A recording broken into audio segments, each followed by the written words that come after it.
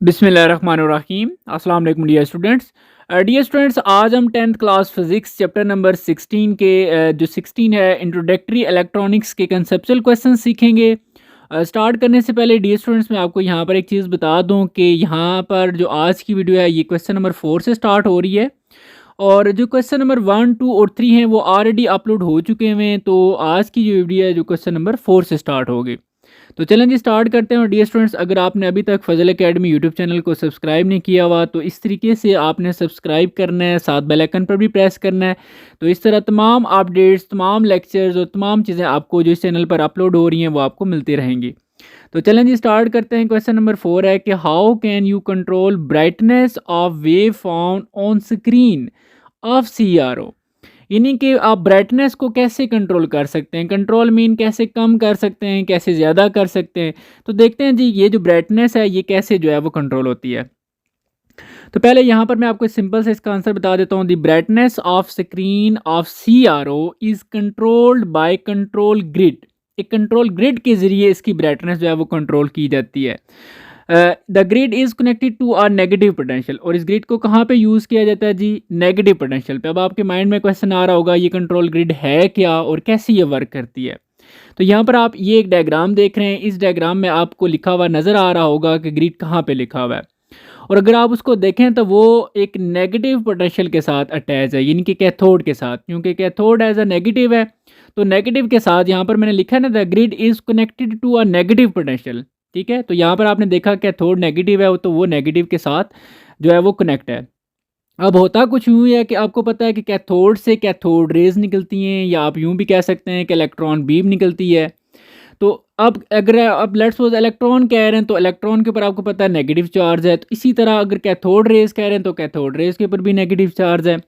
तो वो जब नेगेटिव वहाँ से कैथोड रेज निकलेंगी तो आगे ग्रिड भी जो है ना एज आ नेगेटिव वो पोटेंशियल पे लगी हुई है, तो वो उसको क्या करेगी, नेगेटिव नेगेटिव को क्या करता है, रिपेल करता है। तो वो उसको रिपेल कर सकती है। अगर हम उसको ज़्यादा उसका पोटेंशियल कर दें तो वो ज़्यादा नेगेटिव हो के ज़्यादा उसको रिपेल करेगी। अगर उसका हम कम करें तो वो कम हो जाएगा नेगेटिव और उसको कम रिपेल करेगा। तो इस तरह रिपेल होने से क्या होगा, यही बात मैं आपको भी समझाने लगा हूँ कि the more negative this potential. ठीक है जी, अगर ये पोटेंशियल ज़्यादा नेगेटिव होगा the more electron will be repel. जो इस कैथोड से निकलेंगे इलेक्ट्रॉन वो ज़्यादा रिपेल होना शुरू हो जाएंगे, वापस रिपेल हो जाएंगे फ्रॉम द ग्रिड, इस ग्रिड से। And hence very few electrons will reach the anode. तो फिर बहुत कम इलेक्ट्रॉन जो है वो एनोड की तरफ जाएंगे एंड द स्क्रीन, और इसी तरह आगे स्क्रीन की तरफ। The number of electrons reaching the screen, जो इलेक्ट्रॉन्स स्क्रीन तक पहुंच रहे हैं, determines the brightness on the screen light. तो वही ब्राइटनेस का जो है वो रीज़न होते हैं। तो अब देखें अगर यहाँ पर अगर लेट्स सपोज वो ग्रिड उसको ज़्यादा रिपेल कर रही है, सारे इलेक्ट्रॉन को रिपेल कर रही है, तो इट्स मीन इलेक्ट्रॉन स्क्रीन तक पहुँच ही नहीं सकेंगे। जब पहुँचेगी नहीं तो वो ब्राइटनेस क्या हो जाएगी, बिल्कुल कम हो जाएगी। तो इस तरह आपने देखा बीच में ग्रिड ने जो है वो उसकी ब्राइटनेस को एक्चुअली इलेक्ट्रॉन्स को रिपेल करके वापस भेज के उसने क्या किया, आगे नहीं जाने दिया, जिस वजह से आगे जो है वो स्क्रीन पे ब्राइटनेस जो है वो फिर कम हो जाती है। तो इस तरह thus the negative potential of the grid तो can be used as a brightness control. तो यहाँ पर हमने देखा जी कि ब्राइटनेस को कैसे कंट्रोल किया जा रहा है। उम्मीद है आपको ये समझ आ गया होगा कि जो ब्राइटनेस है जी वो कंट्रोल ग्रिड के ज़रिए कंट्रोल की जा रही है। तो ग्रिड जो है वो कहाँ पे लगा हुआ है जी, नेगेटिव पोटेंशियल पे लगा हुआ है, यानी कि कैथोड पे। तो वो क्या करता है, इलेक्ट्रॉन्स को रिपेल करता है आगे तक, यानी कि वो एनोड की तरफ या स्क्रीन की तरफ नहीं पहुंच पाते, जिस वजह से ब्राइटनेस जो है वो कम हो जाती है। तो इस तरह अगर हम चाहते हैं कि जी ब्राइटनेस ज़्यादा हो तो हम उसको ख़त्म कर सकते हैं, तो वो फिर इलेक्ट्रॉन रिपेल नहीं होंगे, वो आगे जाएंगे और ब्राइटनेस ज़्यादा भी हो सकती है। तो इस तरह जी हम कह सकते हैं। नेक्स्ट हमारे पास क्वेश्चन है जी कि ऑल मॉडर्न डिवाइसेस, जो मॉडर्न डिवाइसेस हैं लाइक जी फॉर एग्जांपल मोबाइल फ़ोन्स है, कैलकुलेटर्स हैं, लैपटॉप्स है, ETC etcetera use digital signal. तो ये तमाम डिवाइसेस जो मॉडर्न डिवाइसेस हैं ये डिजिटल सिग्नल्स यूज़ करती हैं फॉर देयर वर्किंग, अपनी वर्किंग के लिए।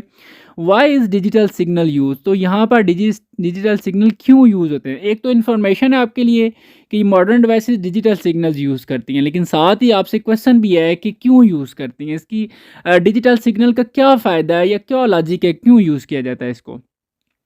तो यहाँ पर मैं आपको कुछ रीज़न बता सकता हूँ, बहुत सी रीज़न्स हैं, लेकिन मैं यहाँ पर उसको एज आ आंसर बस मुख्तसर सा लिखने के लिए मैं आपको 2-3 पॉइंट्स बताऊँगा कि modern devices use digital signal because number 1 जी, पहली रीज़न ये है कि digital signals can convey information. Convey mean एक जगह से दूसरी जगह लेके जाना।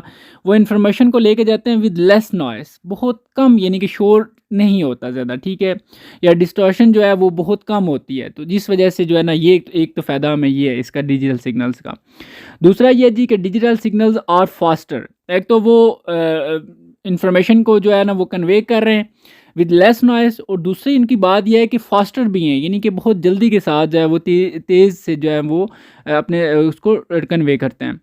और तीसरी बात है डिजिटल सिग्नल, ज़ाहिर सी बात है डिजिटल सर्किट्स में यूज़ होते हैं, तो digital circuits can be reproduce. तो हमें ये भी फ़ायदा है कि जो डिजिटल सर्किट्स हैं वो रिप्रोड्यूस भी हो सकते हैं easily at very low cost, बहुत कम प्राइस पे, बहुत कम कीमत पे जो है वो रिप्रोड्यूस भी किए जा सकते हैं अगर कोई भी इशू आ जाता है उनमें। तो इसके बाद नेक्स्ट पॉइंट है जी, digital signals processing is more flexible. तो इनकी जो प्रोसेसिंग है, यानी कि वही आ जाता है पॉइंट कि आप वो इन्फॉर्मेशन को लेके जा रहे हैं, उनकी जो प्रोसेसिंग प्रोसेस है सारा वो बहुत फ्लेक्सिबल है, बहुत यानी कि ईजिली हो रहा है। तो और भी पॉइंट्स थे लेकिन इनफ है जी, ये आपके कुछ पॉइंट्स हैं। तो अब नेक्स्ट क्वेश्चन की तरफ बढ़ते हैं जी, क्वेश्चन नंबर 6। क्वेश्चन नंबर 6 क्या है जी कि is NAND gate reciprocal of AND gate. पहले तो आपको रेसिप्रोकल को समझना पड़ेगा। रेसिप्रोकल अगर मैं सिंपल और सादा अल्फाज में आपको बताऊँ ना जी, कि वो ये होता है कि किसी चीज़ का उलट, इनवर्स आप समझ लें, ठीक है। जैसे मैं लिखता हूँ ए का, मैं अगर कहता हूँ कि ए का रेसिप्रोकल क्या होगा, तो 1/a। तो 1/a मीन यानी कि जो नीचे आपने 1/, नीचे ए लिखा है, वो ए जब ऊपर जाएगा तो उसकी पावर a-1 हो जाएगी, तो वो एज ए इन्वर्स ही हो जाता है, ठीक है। ये मैं आपको समझाने के लिए जैसे बता रहा हूँ। तो यहाँ पर उसने कहा जी कि नैंड गेट क्या रेसिप्रोकल है एंड गेट का, इट्स मीन दोनों फिर आपस में ऑपोजिट हैं। तो ये बात हमने देखनी है। तो बिल्कुल जी ऐसे ही होता है, मैं आपको लॉजिक रीज़न भी बता देता हूँ। Yes, NAND gate is reciprocal of AND gate. तो कैसे जी, आप थोड़ा सा इसको एक्सप्लेन भी करते हैं। तो फर्स्ट ऑफ ऑल मैंने ये बताया जी कि NAND gate is combination of AND NOT gate. तो ये आपको पता होगा कि जो नैंड गेट होता है इसमें दो चीज़ें होती हैं, एक नैंड, एक एंड और एक नॉट गेट। और इसमें जो नॉट गेट होता है ना, NOT gate is used for inverting. Inverting mean change कर देना the output of AND gate, उल्ट कर देता है उसका। अगर वो 1 है तो 0 कर देगा, 0 है तो वो 1 कर देगा। तो फर्स्ट ऑफ ऑल हमने उसको ये कह दिया जी कि हाँ जी बिल्कुल रेसिप्रोकल है। आगे थोड़ा सा हमने लिखा जी कि जो नैंड गेट होता है इसमें दो गेट्स होते हैं, एक एंड और एक नॉट। और इसमें जो नॉट होता है वो क्या करता है, वो एंड गेट की जो आउटपुट है उसको इन्वर्ट कर देता है, अपोजिट चेंज कर देता है, ठीक है जी। अब मज़ीद इसको भी एक्सप्लेन करते हैं, ये यहाँ तक बात ख़त्म नहीं हो जाती। मैं लॉजिक टेबल्स के थ्रू आपको एक्सप्लेन करता हूँ इसका आंसर। फॉर एग्जांपल जी, ये हमने टेबल ड्रा किया है, इस टेबल को भी आपने समझना है जी। यहाँ पर हमारे पास इनपुट ए है, इसी तरह इनपुट बी है। तो इनपुट ए को लिखते हैं जी, कैसे आपने लिखना है, 0 0 1 1। फिर इसी तरह इनपुट बी आपने लिखनी है 0 1 0 1। फिर आपने दोनों की जो आउटपुट होगी, दोनों को ज़रा सी बात है, एंड गेट है तो एंड गेट की आपको पता है कि उसका आपको पता होना चाहिए, दोनों को आपने सिंपल सादा अल्फाज में मल्टीप्लाई करना है। आप 0 को 0 से मल्टीप्लाई करेंगे 0 आ जाएगा, 0 को 1 से करेंगे तब भी 0 आएगा, 1 को 0 से, 0 जिससे भी मल्टीप्लाई हो वो 0 आएगा, 1 को 1 से कर देंगे तो वो 1 आ जाएगा। तो ये एंड गेट का आपने देखा आउटपुट आ गया। अब एंड गेट की आउटपुट को जो उसके साथ नॉट लगा होता है वो उसको चेंज करेगा, इन्वर्ट करेगा। तो 0 है तो उसको 1 कर देगा, ये नैंड गेट के आगे बता रहा हूँ। फिर इसी तरह 0 है तो वो 1 हो जाएगा, 0 है तो 1 हो जाएगा, और 1 है तो 0 हो जाएगा। यहाँ पर आपने फाइनल अगर एंड और नैंड गेट की दोनों आउटपुट्स को अगर आप कंपेयर करें तो आपको दोनों अपोजिट नज़र आएंगी। एंड की अगर 0 है तो उसकी 1 है, इसकी 0 है, 1 है, 0 1, और अगर 1 है तो 0 है, अपोजिट है। तो यहाँ पर हमने ये देखा कि if AND gate show 0 output, अगर एंड जो गेट है वो 0 आउटपुट शो कर रहा है, then NAND gate show 1 output, तो उसके मुकाबले में जो नैंड है वो 1 शो करता है। So we can say NAND gate is reciprocal of AND gate. तो इस तरह हम कह सकते हैं कि जो नैंड गेट है वो रेसिप्रोकल है, किसका जी, एंड गेट का। तो मैंने आपको स्टार्ट में ही बता दिया था रेसिप्रोकल का मतलब क्या था, यानी कि बिल्कुल अपोजिट एक दूसरे के। तो अब नेक्स्ट क्वेश्चन 7 की तरफ बढ़ते हैं जी। क्वेश्चन 7 हमारे पास क्या है कि what is difference to produce. Difference क्या है जी, किस में, टू प्रोड्यूस करना अ लो आउटपुट, एक लो आउटपुट प्रोड्यूस करनी है जी, किसके लिए, एक और गेट के लिए, फॉर एन और गेट एंड नैंड गेट। देखें जी, दो गेट हैं, एक और है और एक नैंड है। दोनों के लिए आपने लो जो है ना वो आउटपुट प्रोड्यूस करनी है, तो दोनों में फ़र्क क्या आएगा, कैसे आप दोनों की जो है ना वो लो करेंगे, क्या कुछ आपस में फिर आपने डिफरेंस देखना है। तो फर्स्ट ऑफ ऑल हम देखते हैं जी कि to produce low output for OR gate, हम ऑर गेट की बात करते हैं। तो ऑर गेट के लिए क्या होगा, बोथ द इनपुट्स यानी कि इनपुट्स जिसको हम ए और बी कहते हैं शुड बी ज़ीरो।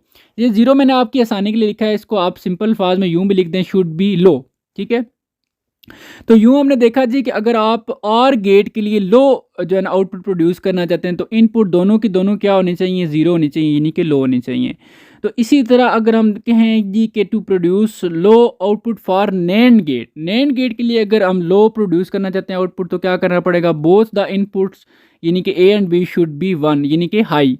ठीक है जी, तो यहाँ पर अभी हम टेबल्स के थ्रू भी देखते हैं, ये उम्मीद है आपको ये बात समझ आ गई होगी। अब दोनों में अगर हम डिफरेंस देखें तो एक में जो है ना वो लो और गेट में लो जो है ना वो आउटपुट लेने के लिए हमें क्या करना पड़ रहा है, दोनों इनपुट्स लो करनी पड़ी हैं। और एंड गेट में जो इसकी लो आउटपुट लेने के लिए हमें क्या करना पड़ रहा है जी कि इनपुट्स उसकी दोनों के दोनों हाई हैं। तो यहाँ पर अगर आप टेबल में देखें, ये मैंने दोनों के टेबल बना दिए हैं, आर का और नैंड का।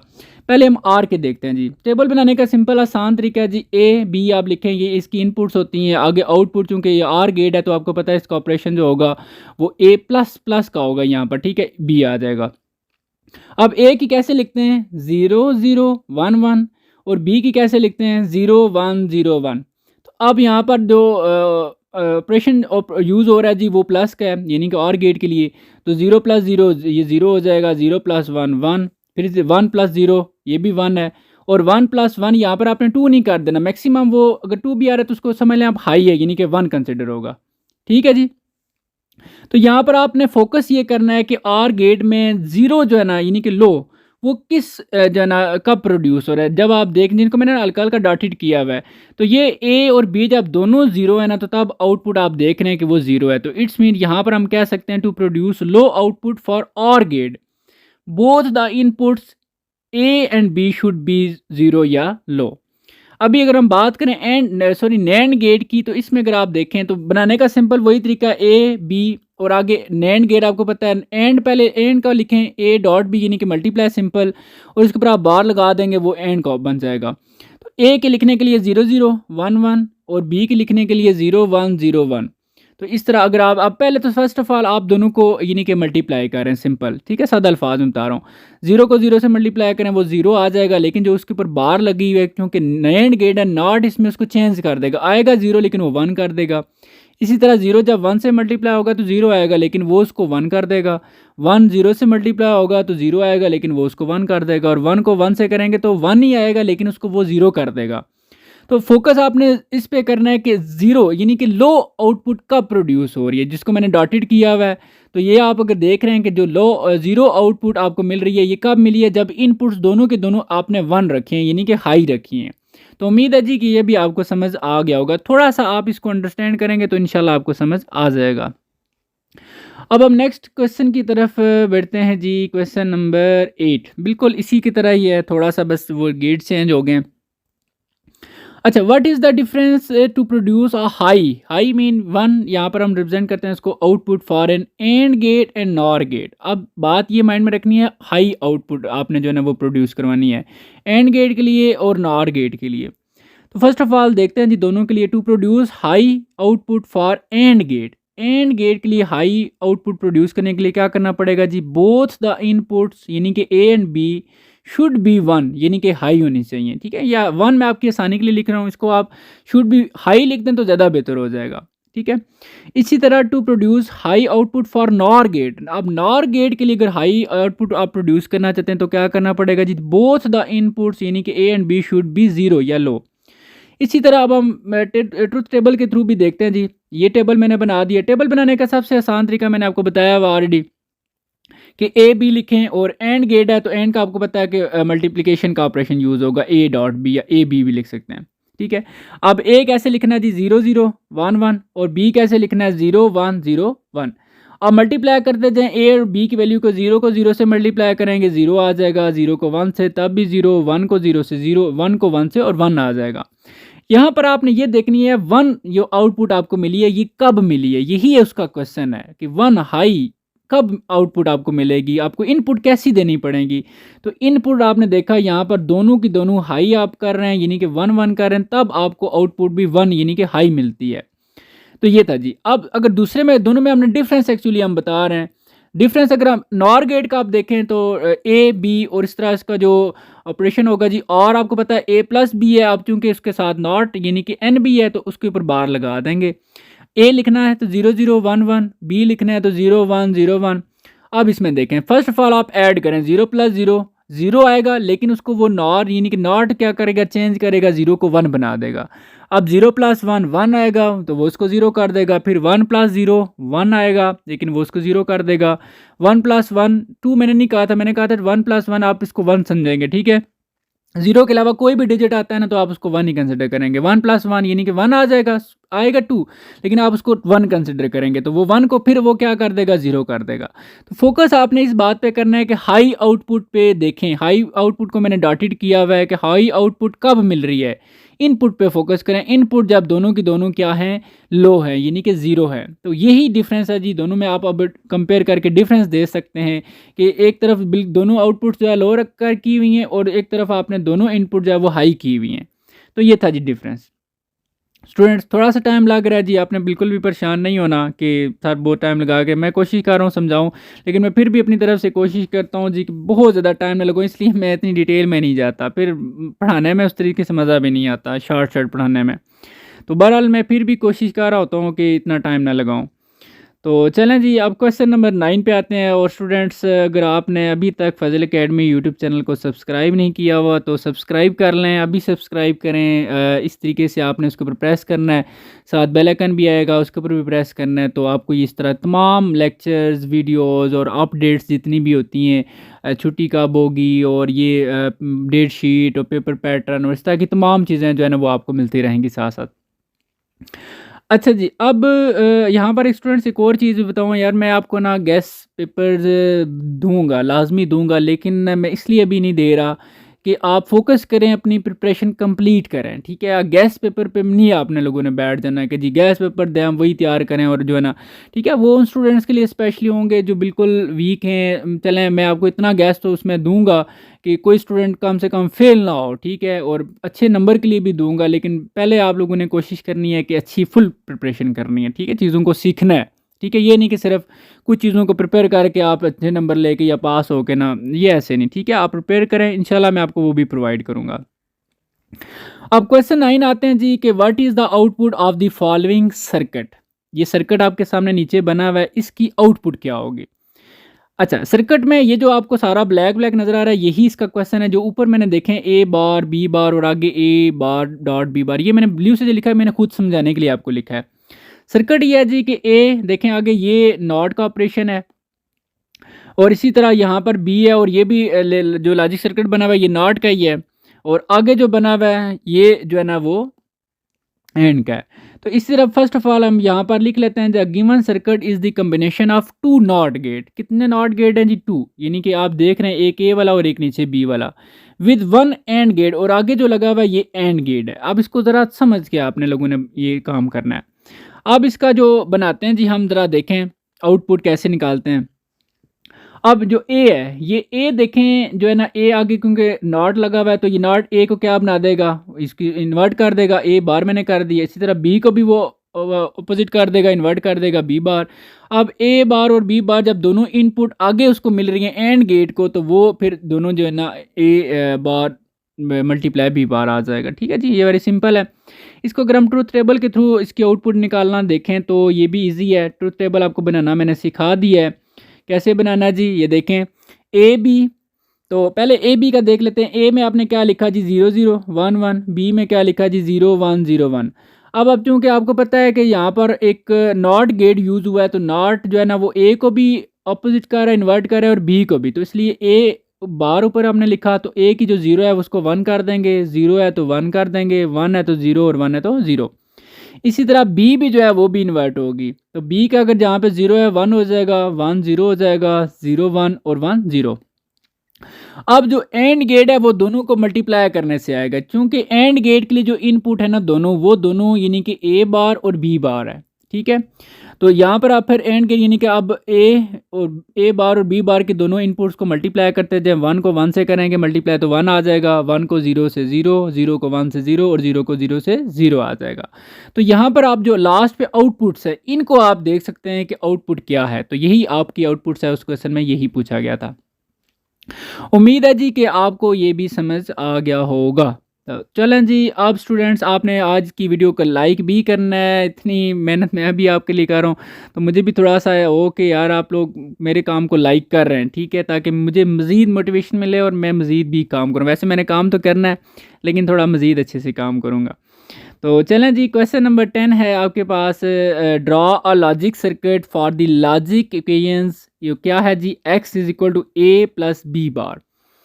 तो यहाँ पर देखें जी, आंसर को देखे बगैर ही अगर आप थोड़ा सा इसको पहले अंडरस्टैंड करें तो यहाँ पर ए प्लस प्लस का एक जो है ना वो सिंबल यूज़ हुआ है। तो प्लस मीन यहाँ पर आपको पता होना चाहिए एक प्लस और गेट के लिए यूज़ होता है जी, ठीक है। और जो बार ऊपर लगी हुई है बी के ऊपर, इसका मतलब है ये नॉट गेट है। तो यहाँ पर पहले ही आप समझ गए हैं कि लॉजिक गेट्स कौन कौन से यूज़ हो रहे हैं, एक आर का और एक नॉट का। अब बनाना कैसे है ये देखें ज़रा, मैं आपको बताता हूँ। यहाँ पर मैंने थोड़ा सा इसको वर्डिंग में इस इक्वेशन को एक्सप्लेन कर दिया है कि इनपुट ए इज़ एडिड। ये जो इनपुट ए है ये किस में ऐड हो रही है, इनपुट बी लेकिन किसका इन्वर्ट है, बी बार नॉट का, ठीक है। बी का जो नॉट करेंगे ना तो वो फिर बी बार बन जाएगा and the resultant is x. अब इसको मैं लॉजिक सर्किट बनाना है। अक्सर स्टूडेंट ना इस क्वेश्चन में पूछा होता है draw logic circuit for the logic equation, वो टेबल बना रहे होते हैं ट्रुथ टेबल। तो लॉजिक सर्किट है, लॉजिक सर्किट बनाना है, ठीक है। इसके साथ अगर आप ट्रुथ टेबल बना रहे हैं वो तो अच्छी बात है, कोई इशू नहीं है, लेकिन क्वेश्चन की जो डिमांड है वो पहले पूरी होनी चाहिए। तो देखें जी, ये चेंज होकर भी आ सकता है, draw truth table for the logic equation, वो ट्रुथ टेबल भी कह सकते हैं। तो इसलिए मैंने दोनों बनाई हुई हैं। तो देखें जी, ये मैंने ऊपर छोटा सा ना ये आपको समझाने के लिए लिखा हुआ है। अच्छा जी, ये देखें जी, मैंने इसका लॉजिक सर्किट बनाया है। कैसे बनाया है ज़रा आपने समझना है। पहले तो आप देखें उसकी जो इनपुट हमें ए बी वो नज़र आ रहा था, तो मैंने क्या कर दिया जी, ए लिख दिया और नीचे बी लिख दिया। अब देखें अगर आप उस इक्वेशन में देखें तो ए के ऊपर बार नहीं है, यानी कि ए बिल्कुल एज इट इज़ है। तो ए वाली लाइन देखें मैं बिल्कुल सीधी लेके गया हूँ। लेकिन बी पे देखें आप बार सी लगी हुई है, तो इसका मतलब बी की जो आउटपुट है वो चेंज हुई है नॉट गेट के थ्रू। तो बी के आगे मैंने नॉट गेट लगाया है क्योंकि वो तब भी इसको बी बार बना देगा। तो इस तरह यहाँ पर जो दो आउटपुट आ रही हैं ए और ए बार आ जाएगी, ये इनपुट कहलाएंगी उस आर के लिए। तो आर गेट आगे क्या करता है, दोनों को ऐड करेगा। तो इस तरह आप उसको जो है ना वो आउटपुट देख सकते हैं। ये लॉजिक सर्किट ड्रा करना था। अब ट्रुथ टेबल भी बना दिया है क्योंकि आपके क्वेश्चन पूछ सकते हैं। तो वो ट्रुथ टेबल बनाना तो बहुत ईजी है जी। देखें ए बी लिखना है। पहले ए कैसे लिखना है ये बहुत दफ़ा समझा चुका हूँ, 0 0 1 1। बी को कैसे लिखना है जी, 0 1 0 1। आप देखें यहाँ पर हमें सिर्फ बी को ना इन्वर्ट करना है, ए की ज़रूरत नहीं है। इक्वेशन में सिर्फ बी था तो इसलिए मैंने ना बी आगे बार लिखा और बी की मैं चेंज कर रहा हूँ, 0 को 1 बना रहा हूँ, 1 को 0 बना रहा हूँ, 0 को 1 और 1 को 0। अब क्या करता हूँ जी, जो इसकी फाइनल आउटपुट होगी ना वो ए और बी बार इन दोनों को ऐड करना है, ठीक है। तो 0 + 1 ये 1 आ जाएगा, 0 + 0 0 आ जाएगा, 1 + 1 ये आता 2 है, लेकिन मैंने कहा था जो 1 से ऊपर जितने भी डिजिट्स आएंगे इनको आपने 1 कंसिडर करना है। तो ये 1 हो जाएगा, 1 + 0 ये 1 आ जाएगा। तो इस तरह जी आपका ये क्वेश्चन भी कंप्लीट हो जाता है। तो यहाँ पर स्टूडेंट्स आपने देखा जी सारे क्वेश्चन कंप्लीट मैंने कर दिए हैं। तो अगर आपने अभी तक फैज़ल एकेडमी यूट्यूब चैनल को सब्सक्राइब नहीं किया हुआ तो सब्सक्राइब भी करें और साथ बेल आइकन पर भी प्रेस करें और वीडियो को भी लाइक किया करें, ठीक है जी। और कोई भी आपके माइंड में क्वेश्चन है तो आप वो भी क्वेश्चन भी मुझसे पूछें, जितना पूछेंगे उतनी तब समझ आएगी, नहीं क्वेश्चन करेंगे तो समझ भी नहीं आएगी, ठीक है जी। और इसके साथ मुझे भी इजाज़त दीजिए, अपना बहुत सारा ख्याल रखिएगा। अल्लाह हाफ़िज़।